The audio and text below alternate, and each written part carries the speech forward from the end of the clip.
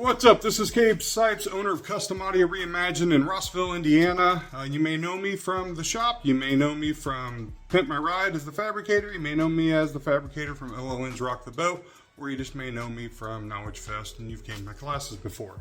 I teach what's called guerrilla fabricating. Guerrilla fabricating is basically a way for shops to do custom work in a uncustom setting where you don't have all the crazy tools. And even if you do have the crazy tools, like as I'm getting older, yes, I have invested in lasers. I have invested in a much bigger shop, but that's because I'm old and I want to have this stuff. But for 25 years of doing this, I never had all these cool toys, and I still did custom jobs. And the way I did it was by using tools and techniques that aren't from the industry. So if you're just searching in the industry, you'll never learn anything outside of that.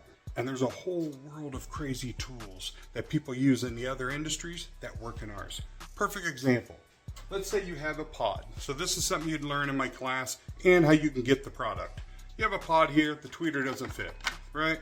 Easy, you'll go in there with a Dremel and blah, blah, blah. How many times have you taken a Dremel, tried to do a circle and you screwed up the shape of the circle, or you got a little oblong?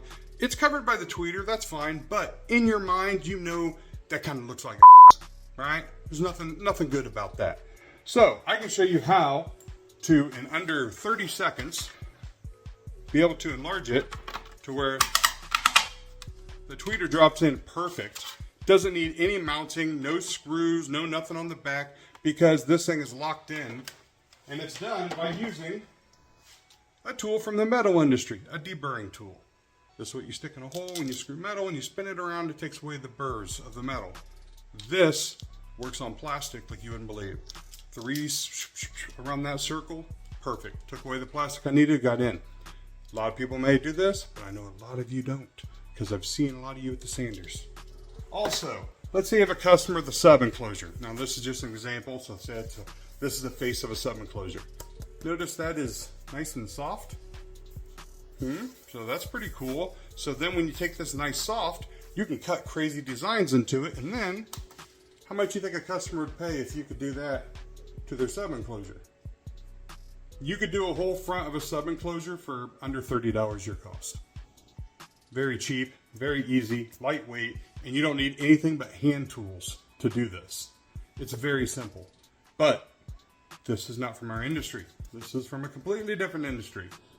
These are from a different industry. All this stuff is either from China or Temu or Amazon, and I waste my money buying all the junk to let you know what works. Check me out in my class, Guerrilla Fabricating, Dallas, Knowledge Fest. Later.